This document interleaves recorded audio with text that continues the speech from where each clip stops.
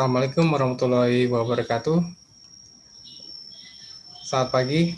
Waalaikumsalam warahmatullahi wabarakatuh. Pagi, Pak.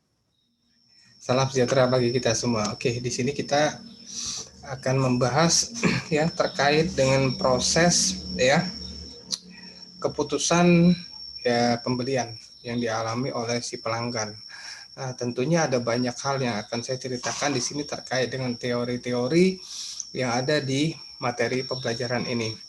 Salah satunya yang akan kita bahas yaitu teori Maslow. Nah, bagi teman-teman yang belum mendownload materinya, silakan download di Spada, ya kan. Yang belum isi absen, silakan isi absen. Nanti post-test akan saya buka di sore hari. Oke, sebelum saya masuk ke materi, saya akan reminder sedikit beberapa materi yang telah kita sampaikan di minggu yang lalu. Ada yang masih ingat kita belajar apa, teman-teman? Sesa, Salsabila, ya, Elvada Septa, ada yang masih ingat di sini? Ayu Del. Minggu yang lalu ya, hari Selasa terakhir kita belajar apa? Ayo.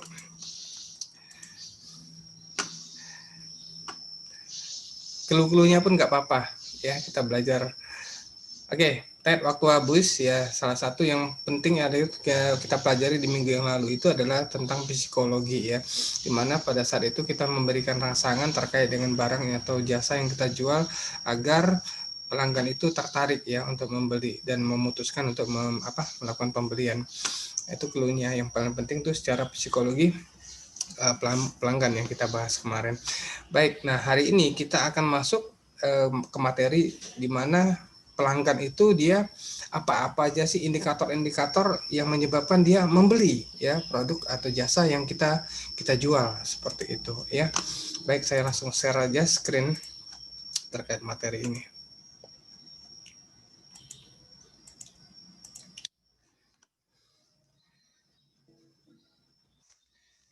Baik ya,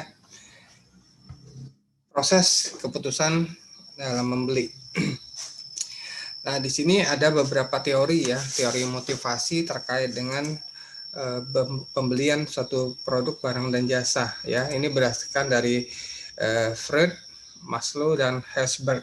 Nah, nanti akan lebih banyak kita akan membahas sedikit mengenai Maslow ya. Teori Maslow ini sangat populer ya, terkait dengan apa sih yang menyebabkan pelanggan itu membeli produk yang kita jual gitu. Nah, di sini ada dua sifat ya kebutuhan ya yang dialami oleh pelanggan. Yang pertama adalah biogenik ya. Biogenik ini adalah cenderung kepada kebutuhan dasar ya, kebutuhan dasar dari si pelanggan tadi. Dia pasti membeli barang atau jasa itu pasti sesuai dengan kebutuhannya. Nah, yang kedua adalah psikogenik ya. Psikogenik ini dia lebih menekankan kepada alam bawah sadarnya, di mana pada saat dia atau mungkin teman-teman ya merasa bahwa saya pengen pergi ke mall MBK belanja beli baju ya kan. Tetapi pada saat kita berada di mall MBK tersebut, apa yang terjadi? Pada saat kita masuk ke gerbang atau masuk ke toko pertama, ternyata toko pertama itu lebih silau, lebih memukau ya. Kita ternyata yang tujuan kita membeli baju jadi membeli yang lain atau barang yang kita lihat pertama kali. Nah, itu di bawah alam sadar ya, tanpa kita sadari itu mendorong pelanggan itu untuk bertindak untuk membeli ya. Padahal itu kita tujuan awalnya adalah untuk membeli baju, tapi kita beli barang lain. Apakah teman-teman pernah merasa seperti itu? Saya yakin pernah ya. Saya pun juga pernah seperti itu. Ya, itu psikogenik namanya. Ya. Nah, kita masuk ke teorinya Freud. Ya, teorinya Freud ini dia mengasumsikan bahwa kekuatan psikologi itu membentuk perilaku dari manusia, ya. Yang sebagian besar itu tidak disadari, ya teman-teman. Ya, bahwa seseorang itu sepenuhnya dia memahami motivasi dirinya sendiri, itu himself ya. Nah, ketika dia mengamati suatu produk tertentu, nah pelanggan itu tidak hanya merespon atau bereaksi pada kemampuan dinyatakan pada produk tersebut. Nah, itu teorinya Freud ya. Oke, yang berikutnya adalah teori Maslow ya. Nah, ini yang teori yang sangat-sangat populer ya teman-teman ya, di mana di sini di teori Maslow ini ada lima tingkatan ya. Yang paling dasar itu adalah psychological need atau kebutuhan psikologis ya. Nah, di sini kebutuhan psikologis ini kebutuhan yang paling mendasar yang dipenuhi oleh manusia ya, agar mereka dapat bertahan hidup, dan kebutuhan ini sangat penting dan tidak bisa ditawar lagi ya. Apa contohnya di sini? Nah, contohnya di sini adalah makanan ya, minuman ya, terus ada kebutuhan tidur, terus ada rumah ya, nafas atau udara dan lain-lain. Itu kebutuhan dasar yang sangat mutlak dibutuhkan oleh manusia ya. Itu berdasarkan teori Maslow yang paling dasar. Yang berikutnya adalah safety ya. Safety need ini adalah di mana kebutuhannya itu memberikan rasa nyaman dan aman ya, di mana produk yang disampaikan ini tentunya mereka akan mendapatkan rasa nyaman dan keamanan dari sisi apa? Contohnya misalnya kita bekerja ya, kita beraktivitas ya. Tentunya dalam bekerja dan aktivitas kita butuh kenyamanan ya dan keamanan ya. Terus bagaimana dia melaksanakan kegiatan tersebut ya, itu bisa menjamin kehidupannya ya sampai dengan di hari tua.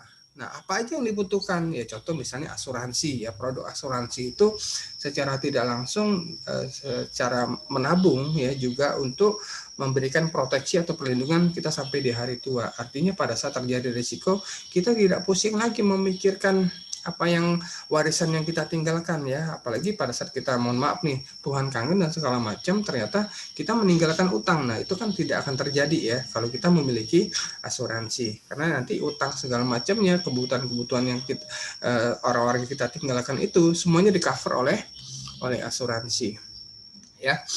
Nah, yang berikutnya adalah love belonging ya, atau belonging ini adalah kebutuhan sosial ya. Nah, di mana kebutuhan dasar ini secara minimal tercukupi ya, secara minim tercukupi. Jadi manusia ini cenderung untuk menjalin kehidupan secara sosial ya, kehidupan sosial.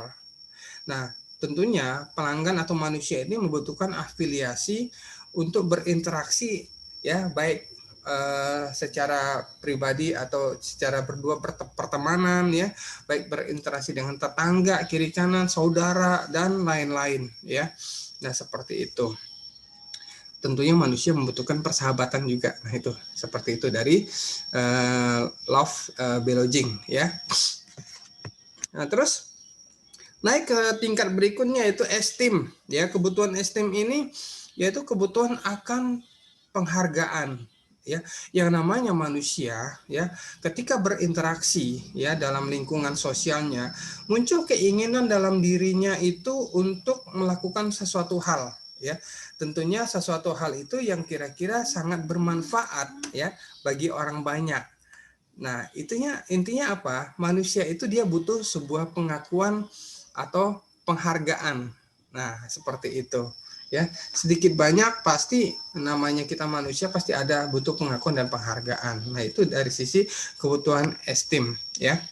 Apalagi pada saat kita di sekolah misalnya lagi belajar kuliah, kita ada prestasi yang bisa kita capai ya, terkait dengan misalnya dari IPK ya kan, nanti pada saat lulusan terbaik ya kan, pada saat kalian masih belum lulus pun ada kegiatan-kegiatan di luar dari kampus ya yang membuat diri kalian tuh berprestasi. Nah, itu kita butuh pengakuan juga. Nah, seperti itu.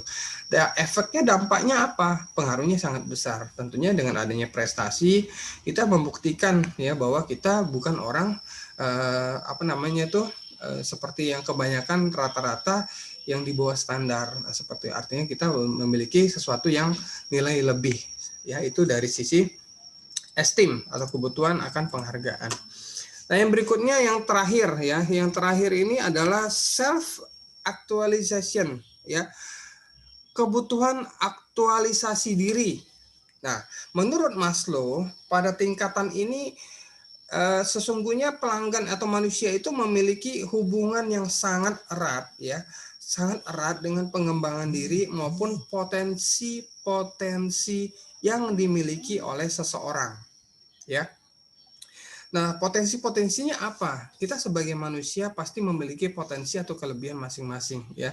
Nah, tentunya untuk mengetahui potensi apa yang ada di dalam diri kita harus menggali dan menggali terus. Apa sih sebenarnya kelebihan saya ini, kekuatan saya ini, dan bila perlu kita juga membuat indikator tentang kekurangan kita apa aja. Nah, seperti itu. Nah, dengan adanya self aktualisasi ini, manusia cenderung akan mengalami peningkatan di dalam hidupnya. Contoh, misalnya kalau kita bekerja ya. Kalau kita bekerja, ilmu atau pengetahuan yang kita miliki hanya sebatas pekerjaan itu saja. Tentunya kita sebagai pegawai atau karyawan di perusahaan tersebut jujur tidak berkembang. Ya, kenapa seperti itu, Pak? Kenapa? Ya karena setiap ilmu atau tingkatan ataupun yang ada di kantor atau perusahaan tersebut, ya, tentunya memiliki kewajiban, ya, perusahaan itu memiliki kewajiban untuk melatih, ya, mentraining karyawan-karyawannya agar mereka lebih bagus lagi dalam bekerja, agar mereka memiliki nilai yang lebih lagi, ya, apalagi mereka ada sertifikasi dan segala macam penyemangat, ya, artinya jika lulus sertifikasi mereka naik jabatan ataupun naik naik gaji, otomatis naik gaji. Nah, seperti itu adalah sebagai motivasi, ya, yang sebagai bentuk dari self aktualisasi ini, yang atau kebutuhan aktualisasi menurut teori Maslow. Nah, kita butuh ini.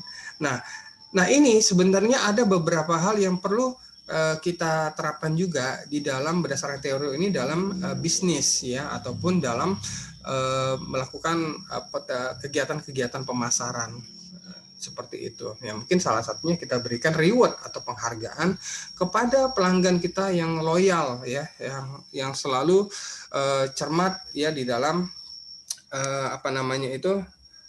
selalu maksudnya tidak pindah ke lain hati lah, dia produknya itu aja. Dan saya pernah melihat ini salah satu produk, yaitu mobil, ya, kalau nggak salah mereknya Toyota. Nah, Toyota ini ada beberapa reward yang diberikan kepada pelanggan setianya yang masih memiliki mobil 20 atau 30 tahun lalu ditukar dengan mobil yang baru. Nah, itu saya baca, wah, ini perusahaannya bagus banget, ya. Artinya pelanggan tersebut, dia pada saat dia beli dari awal mobil atas namanya sendiri dan selama 20-30 tahun dipakai pun, ya, dan selalu rutin dia servis segala macam. Nah, tentunya ini adalah salah satu bentuk reward dari perusahaan tersebut untuk memberikan kendaraan baru luar biasa, ya. Baik, ini teori Maslow, ya. Yang berikutnya adalah teori Frederick Herzberg, ya. Nah, di teori Herzberg ini, ya, ada dua faktor yang membedakan antara dissatisfier dan juga satisfier. Nah, dissatisfier itu adalah faktor yang menyebabkan ketidakpuasan, itu dissatisfier.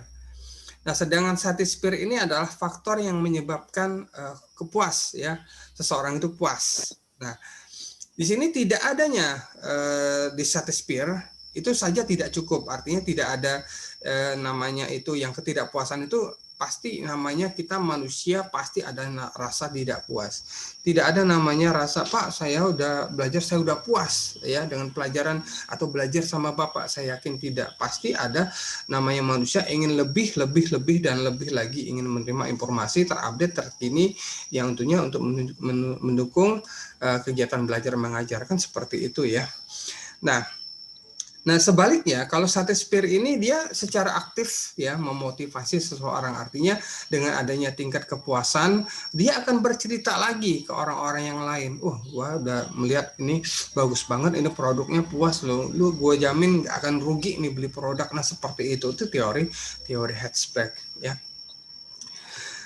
Nah, yang berikutnya adalah persepsi. Nah, persepsi ini seseorang itu termotivasi untuk bertindak, ya, berdasarkan dari persepsinya, ya. Dia dipengaruhi oleh persepsi pada saat memilih, mengatur, menerjemahkan informasi sehingga menciptakan suatu gambaran, ya, yang berarti bagi dirinya sendiri. Nah, itu persepsi, ya. Ingat teman-teman, ya. dalam satu kalimat itu bisa berbagai macam persepsi ya. Contoh misalnya dalam hitung-hitungan aja lah, kalau dalam istilah matematika kan kalau 1 tambah 1 kan 2 ya teman-teman ya. Tapi kalau dalam hitungan bisnis itu tidak ya.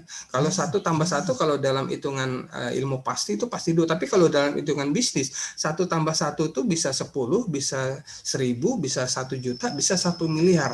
Bagaimana cara kita membuat persepsi ya terkait dengan kalimat hitung-hitungan tersebut ya. Nah, di sini ada atensi selektif ya. Jadi tenaga pemasar itu harus menarik perhatian konsumen. Caranya memberikan rangsangan ya. Rangsangan ini dia berhubungan sama kebutuhannya apa. Contoh yang sebelumnya saya ceritakan, kalau saya jual produk pasti saya ceritakan dulu manfaatnya apa sih, kenapa Bapak Ibu harus beli produk itu sama saya. Sebutkan misalnya 10 manfaat, yang pertama, yang kedua, ketiga, nah seperti itu, biar nasabah nanti akan memilih. Itu semacam suatu rangsangan juga ya. Yang kedua, yang berikutnya adalah orang cenderung pasti mengantisipasi dari rangsangan yang kita berikan. Nah yang ketiga, pasti dia akan lebih memperhatikan ya, apalagi ada poin-poin manfaat yang saya jelaskan di produk tersebut, itu sangat menyentuhnya dia ya, pada saat padahal dia nggak butuh, tapi pada saat itu dia merasa, oh ini kayaknya bagus banget ya, yang tidak pernah terpikirkan oleh si pelanggan tadi, seperti itu ya. Yang berikutnya adalah distorsi selektif. Bagaimana kita pelanggan itu menerjemahkan informasi dengan cara yang sesuai dengan konsep di awal. Nah, tenaga pemasar harus punya komitmen. Pada saat dia bercerita A kepada konsumen, tetap endingnya, ujungnya juga A. Jangan sampai pada saat kalian nanti jadi tenaga pemasar, bercerita awalnya A, tapi endingnya itu Z. Nah, itu pasti akan menimbulkan sesuatu itu bertolak belakang ya dengan apa yang kita sampaikan. Nah, ini banyak terjadi, akan menimbulkan mis-selling ya, artinya tidak sesuai dengan apa yang disampaikan tenaga pemasar terkait dengan produk dan jasa yang dijual. Yang ketiga adalah retensi. Di sini poinnya kita bagaimana caranya kita berpikir ya, seorang pelanggan tersebut dia tidak memikirkan produk-produk yang lain lagi ataupun produk-produk pesaing. Dia hanya memikirkan produk kita aja. Ya, apalagi dia ibarat kata udah jatuh cinta nih sama produk kita, tak mau pindah ke lain hati. Itu retensi ya. Nah, yang keempat, persepsi di bawah alam sadar ya. Persepsi di bawah alam sadar ini bagaimana tenaga pemasar itu menyisipkan kalimat-kalimat ya pada saat berbicara atau wawancara dengan customer, kita menyelipkan kalimat-kalimat yang menyentuh alam sadarnya ya. Nah, untuk membuat kalimat seperti contohnya apa Pak yang menyentuh alam sadarnya, itu contoh ya. Baik teman-teman, mohon diperhatikan. Kita sama-sama membuat satu deskripsi ya dalam pikiran kita masing-masing. Baik, Anda sekarang pergi ke belakang ya, ternyata di dapur Anda itu menemukan sebuah jeruk limau ya, jeruk jeruk nipis ya. Setelah Anda melihat jeruk nipis tersebut ya, Anda tergelitik untuk bagaimana sih isi di dalamnya jeruk nipis itu. Anda semua mengambil pisau yang ada di dapur dan memotong jeruk nipis tersebut ya. Setelah memotong jeruk nipis tersebut ya, Anda belahan jeruk tersebut ya, Anda ambil sendok dan diletakkan cairannya itu di dalam sendok. Dan setelah Anda melihat air yang di dalam sendok, air jeruk nipis itu, Anda coba cicip rasanya jeruk nipis tersebut. Apa yang terjadi pada saat saya bercerita seperti itu ya? Pasti di dalam imajinasi teman-teman semuanya pasti akan merasakan seperti apa rasanya jeruk nipis. Bagi yang udah pernah merasakan, pasti pada saat saya bercerita seperti ini, biarpun kalian tidak memotong jeruk nipis secara langsung, pasti dalam tenggorokan kalian pasti udah langsung ada kluk ya, seperti apa di tenggorokan terkait dengan jeruk nipis. Nah, itu di bawah alam sadar Nah, itu bagaimana caranya tenaga pemasar itu bisa bercerita seperti itu. Nah, efek atau dampaknya dari cerita itu sangat luar biasa. Nah, itu tidak semua orang tenaga pemasar bisa melakukan itu. Nah, teori yang saya sampaikan terkait jeruk nipis ini sangat-sangat dibutuhkan oleh tenaga pemasar untuk menyentuh atau hot bottom-nya si customer seperti itu ya. Baik. Nah, pembelajarannya adalah ya di sini kita mendorong suatu perubahan dalam perilaku kita ya. Meskipun dalam perilaku yang ada dalam diri manusia ya, sebagian besar pembelajaran itu secara tidak disengaja, teman-teman. Nah, makanya segala sesuatu yang tidak disengaja itu menimbulkan suatu teori baru. Nah, di sini pembelajaran yang dihasilkan adalah yang pertama adalah adanya dorongan. Nah, di mana pada saat kita belajar tentang teori-teori ini pasti ada dorongan atau motivasi atau semangat ya kita untuk lebih baik lagi. Nah, sign ini adalah suatu pertanda bahwa pada saat kita menjadi seorang tenaga pemasar ya dan itu udah menyentuh hatinya customer ya pada saat kita bercerita atau wawancara, itu semacam kode ya ataupun sinyal bahwa dia setuju atau tidak. Nah, seperti itu. Nah, yang ketiga adanya diskriminasi. Ini diskriminasi pada saat terjadi ya, terjadi presentasi atau terkait dengan apa yang kita informasikan itu ternyata tidak sesuai dengan apa yang ada yang diterima oleh pada saat persepsinya customer, sehingga menimbulkan namanya mis-selling. Nah, tadi itu ada namanya diskriminasi ya. Seperti itu. Yang berikutnya terkait dengan memori. Nah, memori ini pada saat orang ya mengingat suatu produk dengan menyebutkan satu kalimat aja. Sebelumnya saya sudah contohkan misalnya kalau zaman dahulu merek motor apapun ya, mau Vespa, mau Yamaha, mau apapun judulnya merek kendaraan motor, pasti ingatnya cuma Honda. Nah, seperti itu memori yang melekat kepada si customer tadi. Ya, baik itu jangka panjang maupun jangka pendek ya. Oke. Nah, ini adalah gambaran tentang persepsi hipotesis mental ya dari seorang customer terkait dengan produk asuransi ya. Di sini pada saat dia memilih suatu produk asuransi ya pasti dia akan melihat dulu jangka waktunya lama atau tidak sesuai dengan kebutuhannya dia. Dia memiliki rasa aman yang pasti kalau setelah memiliki asuransi. Nah, responsif ini artinya dia akan merespon ya jika produk ini sangat menarik ya. Tentunya dengan adanya membeli produk ini dia akan merasa nyaman. Gua nggak mikirin utang, gua nggak mikirin anak gua nanti kalau gua tinggalkan nanti mau makan atau enggak, mau sekolah lagi atau enggak. Kenapa? Udah ada asuransi. Terus apalagi dalam pikiran si pelanggan itu dia akan melihat ini reputasinya bagus nggak ya ini produk ini ya, apa perusahaannya ya, seperti itu. Dan lain-lain teman-teman bisa baca di sini ya terkait dengan produk asuransi ya. Nah, ini satu gambaran mental ya dari hipotesis yang dialami oleh pelanggan ya terkait dengan produk asuransi. Nah, pengambilan memori ini adalah salah satu yang informasi yang bisa diambil ya dari contoh misalnya dari asosiasi atau organisasi atau produk ya atau perusahaan yang kuat ya brandnya tuh, terutama dari sisi brand ya tentu akan lebih mudah diingat ya. Contoh misalnya kalau lapar ya iklan itu sangat mempengaruhi ya. Lapar pesan 14.00 itu apa itu McD misalnya kan seperti itu. Mereka membuat suatu namanya slogan-slogan yang bisa orang gampang untuk mengingatnya ya seperti itu.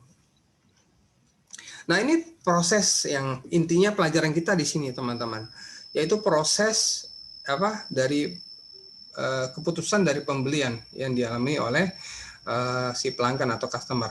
Ada 5 tahapan. Ya. Tahapan yang pertama itu adalah kita mendeteksi ya problem ya. Mendeteksi problem ini kita kenali dulu nih ya, masalahnya atau kebutuhan kita itu apa ya.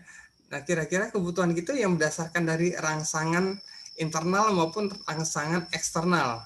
Jadi tenaga pemasar itu harus bisa dia memodifikasi bagaimana caranya si customer itu dia berpikir dulu nih. Nah, itu mendeteksi dulu nih, ya seperti itu, ya. Nah, setelah itu si customer pasti dia akan melakukan pencarian informasi, ya. Nah, biasanya kalau konsumen yang cerdas, dia pasti terkait dengan rangsangan tersebut, dia akan mencoba cari tahu nih, ya, tentang produk yang ada di iklan atau media cetak, elektronik, atau yang banyak lah, produk-produk terutama mungkin ada teman-teman pernah ngelihat iklan, ya iklannya itu bersambung, orang dibuat penasaran dulu nih, ya, sehingga dia akan mencari tahu, ini apa sih, ya, yang dijual apa sih, ya, seperti itu, ya. Nah, selanjutnya si pelanggan, si customer tadi dia akan melakukan dia akan ada banyak ya, akan banyak pengumpulan informasi yang didapatkan, baru dia akan evaluasi ya dari berbagai alternatif informasi yang dia dapatkan seperti itu ya.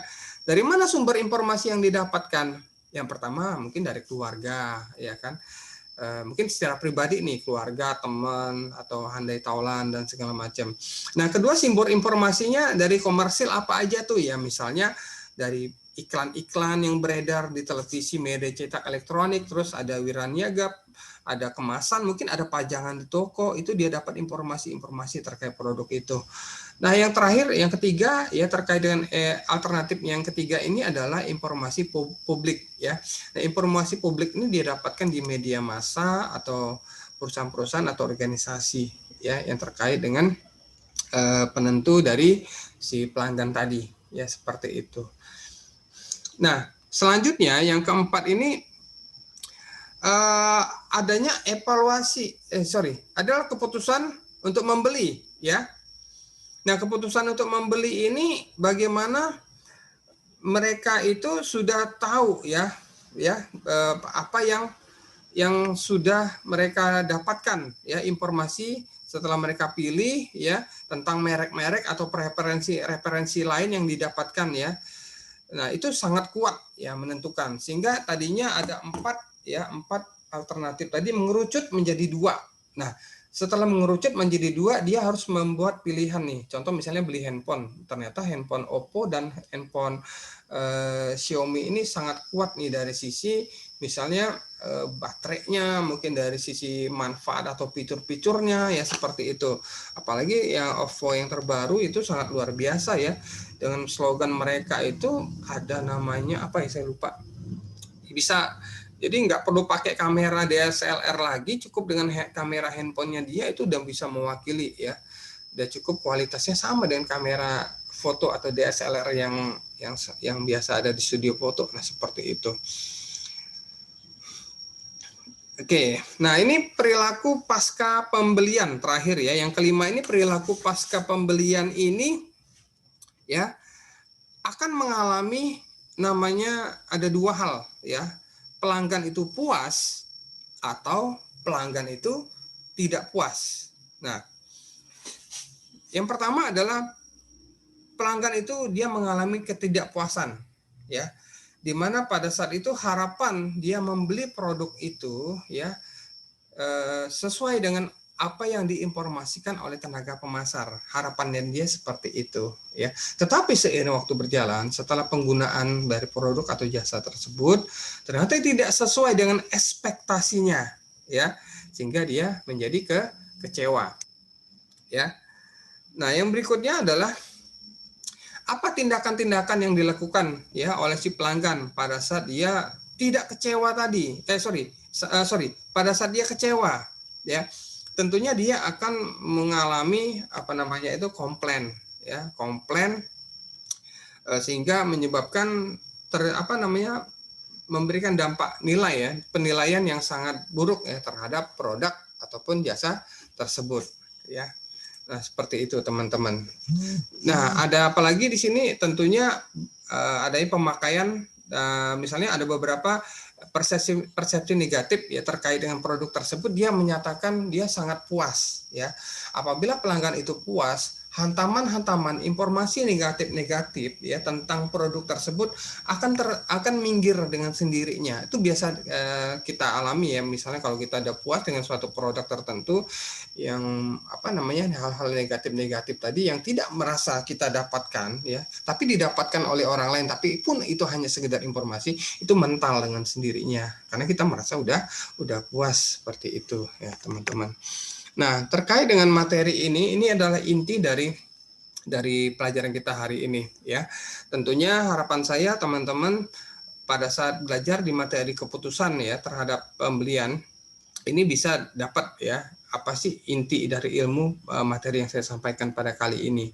Ya, saya ambil kesimpulan ya terkait dengan materi ini bahwa teori yang sangat mendasari ya terkait dengan dorongan ataupun motivasi seseorang untuk membeli itu berdasarkan dari teori Herzberg ya, teori Maslow, dan tadi teori apa tadi teman-teman? Teori yang pertama tadi saya lupa, teori Fred ya, teori Fred. Nah, ada 3 teori ini yang sangat mendasari tentang keputusan membeli suatu produk. Nah, baik, saya akan buka sesi tanya jawab. Masih ada waktu kita ini, teman-teman. Sisanya silakan dibaca slide-nya di materi. Ya, untuk itu bagi teman-teman yang ingin bertanya, monggo yang belum menampilkan videonya, saya akan capture terlebih dahulu untuk melihat bahwa teman-teman yang hadir di sini adalah teman-teman yang ingin serius belajar di dalam perkuliahan saya, dan tentunya ini adalah penilaian positif ya bagi saya buat teman-teman. Baik, ada yang mau ditanyakan di sini? Ada Wahyu Ferdi, Faiz Azam, Sesa, Dewi, Aryani, Wahyu Indra, Pandu Pratama, Rahmat Yunus, Alan Hidayat, Fitri Santi, Ayudel, Wayan yang tidak ada menampilkan videonya. Mungkin dia lagi dalam kondisi sesuatu jadi tidak bisa menampilkan videonya ya, seperti itu.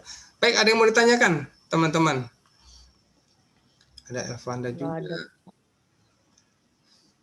Saya rasa mungkin udah cukup jelas ya yang saya sampaikan tadi ya. Nah, itu tentunya harapan saya bisa teman-teman nanti terapkan ya apabila nanti kalian ada praktek ya, nanti akan dibuka sesi praktek kerja lapangan ya terkait dengan pemasaran. Nah, konsepnya nanti seperti apa nanti akan diinformasikan. Nah, harapan saya sih dengan adanya ilmu atau pelajaran yang telah dimiliki oleh teman-teman ya bersama saya itu bisa langsung direalisasikan ya. Baik, kalau nggak ada yang mau ditanyakan teman-teman, ya kelas saya cukupkan di sini. Terima kasih atas kehadirannya, dan bagi teman-teman yang lain yang belum bisa hadir di kelas ini, monggo diinformasikan untuk nonton di YouTube saya sesuai dengan informasi dengan menyertakan nama, nomor induk mahasiswa, kelas, dan lain-lain ya. Baik, itu aja. Baik. Ya, terima kasih. Assalamualaikum warahmatullahi wabarakatuh. Waalaikumsalam warahmatullahi wabarakatuh. Oke, saya live ya.